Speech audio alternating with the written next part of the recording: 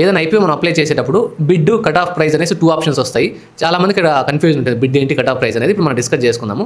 So cut off price అంటే మనకు మార్కెట్లో వాళ్ళు మాక్సిమం ఏ ప్రైస్కి ఇస్తే ఆ ప్రైస్కి వచ్చేయాలనుకుంటే మనం కట్ ఆఫ్ ప్రైస్ సెలెక్ట్ చేసుకుంటాము.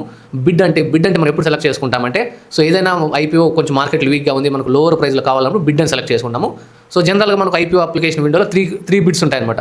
ఇప్పుడు ఫర్ ఎగ్జాంపుల్ 185 to 200 రూపీస్ ఏదైనా ఒక ఐపీఓకు కట్ ఆఫ్ ప్రైస్ బ్యాండ్ అనుకున్నాం అనుకోండి.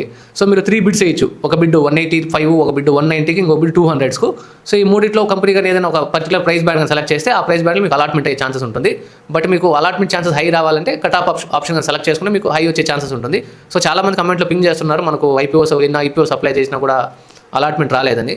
సో దీనికి ఇదైతే ఎవరి కంట్రోల్లో ఉండదు. మీకు అలాట్మెంట్ ఛాన్స్ ఎక్కువ రావాలంటే నెంబర్ ఆఫ్ క్వాంటిటీస్ అనేది ఇంక్రీజ్ చేయండి. సో దీంతోపాటు మీ ఫ్యామిలీ మెంబర్స్ పైన ఉన్న డీమ్యాట్ అకౌంట్ నుంచి అప్లై చేయండి.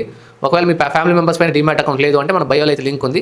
ఆ లింక్ యూస్ చేసుకుని మీరు డీమ్యాట్ అకౌంట్ ఓపెన్ చేసుకుని మల్టిపుల్ మెంబర్స్ పైన కానీ మీరు అప్లై చేస్తే మీకు ఐపీఓ అలాట్మెంట్ అయ్యే ఛాన్సెస్ కొద్దిగా ఎక్కువగా ఉంటుంది. ఇటువంటి ఇంట్రెస్టింగ్ వీడియోస్ కోసం పైసా విద్యను ఫాలో అవ్వండి.